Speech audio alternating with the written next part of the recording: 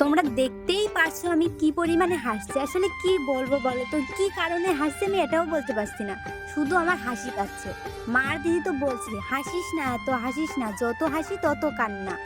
তুই যদি এত পরিমাণে হাসিস তাহলে একটু পরে তো কান্না করা শুরু করে দিবি, কোনো না কোনো দুর্ঘটনা হবে।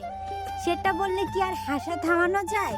আমাকে হাসতে বারণ করলে আমি আরো বেশি করে হাসছি, মানে হাসতে বারণ করলে আমার বেশি হাসি পাচ্ছে। আমি কি করে মানে হাসাটা কন্ট্রোল করব আমি বুঝতেই পারছিলাম না। আমি তো পুরো হাসাটা ক্যামেরায় ক্যাপচার করতে পারিনি, কিন্তু আমার সঙ্গে দিদি ছিল, কাকিমা ছিল, মা ছিল, সবাই বলছে এত কেন হাসছে, কি হয়েছে এত কেন হাসছে। যাই হোক, আমার হাসার গল্পটা বাদ দিলাম, এখন মেন টপিকে আসি। আজকের দিনটা ছিল আমার নতুন জীবনের প্রথম অধ্যায়, মানে আমার আশীর্বাদ। আমাদের দুই বোনের বিয়ে নিয়ে কোনো তাড়াহুড়ো ছিল না। আমার বাবা মা অল টাইম ভাবতো আগে নিজেদের পায়ে দাঁড়াবি তারপর বিয়ে করবি, কিন্তু ওই যে কার বিয়ের ফুল কখন ফোটে কে জানে। ওই জন্যই তো আমার বিয়েটা ঠিকই হয়ে যায়, কারোর কোনো মানসিকতা ছিল না যে বিয়ে দেব। কিন্তু বিয়ের সম্বন্ধ আসলে সবার মনটাই পাল্টে গেল যে হ্যাঁ বিয়ে তাহলে দিয়েই দিই। যখন ছোট ছিলাম তখন দিদি মাঝে সাঝেই বলতো তোকে আগে বিয়ে দেব তারপর আমি বিয়ে করব, কিন্তু কথাটা যে সত্যি হয়ে যাবে এটা কখনো ভাবতেই পারিনি। থাক, আজকে আর এই সমস্ত কথা বলবো না, চলো তোমাদের সঙ্গে শেয়ার করি আজকে কি কি হয়। তোমরা দেখতেই পারলে আমরা কিন্তু 2 অটো ভরে চলে এসেছি সবাই। আর জানোই তো নতুন বউ হব, লোকজন তো একটু দেখবেই, সঙ্গে কিন্তু আপ্যায়নও কম হবে না। যারাই আমাকে দেখতে আসছে তাদের থেকেই দিদি শুনছে তোমাদের বৌমাকে পছন্দ হয়েছে। সবাই তো বলছে হ্যাঁ হ্যাঁ পছন্দ হয়েছে, কিন্তু মন থেকে বলছে নাকি কি জানি।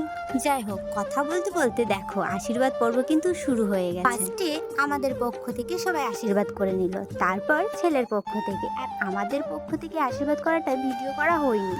যিনি আমাকে আশীর্বাদ করছেন উনি আমার শ্বশুর মশাই। তোমরা হয়তো ভাবছো দুজন একসঙ্গে কেন বসে আশীর্বাদ হচ্ছে, এটাই নিয়ম এই বাড়িতে যে দুজনকে একসঙ্গে বসে আংটি বদল হবে, সঙ্গে আশীর্বাদ পর্বটাও সেরে দিচ্ছে।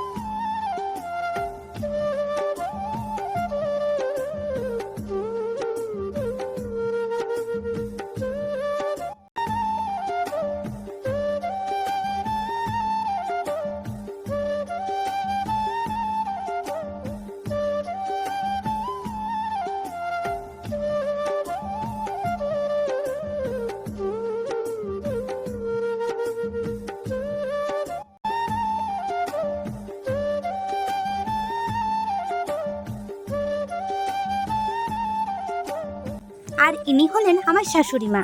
তো আমাদের 1 টাকা দিয়ে আশীর্বাদ করছিল বলে সবাই খুব হাসাহাসি করছিল। আর হ্যাঁ, আমাদের কিন্তু শুধু 1 টাকা দিইনি, পরে কিন্তু টাকা দিয়েছিল অবশ্য, কিন্তু ওই যে প্রথমে বললো আমি 1 টাকা দিয়ে কিনে নিলাম বৌমাকে। যাই হোক, ভিডিওটা এই পর্যন্তই। ভালো লাগলে অবশ্যই একটা লাইক করে দিও, আর ভিডিওর নেক্সট পার্ট আসছে। সবাই ভালো থেকো, বাই।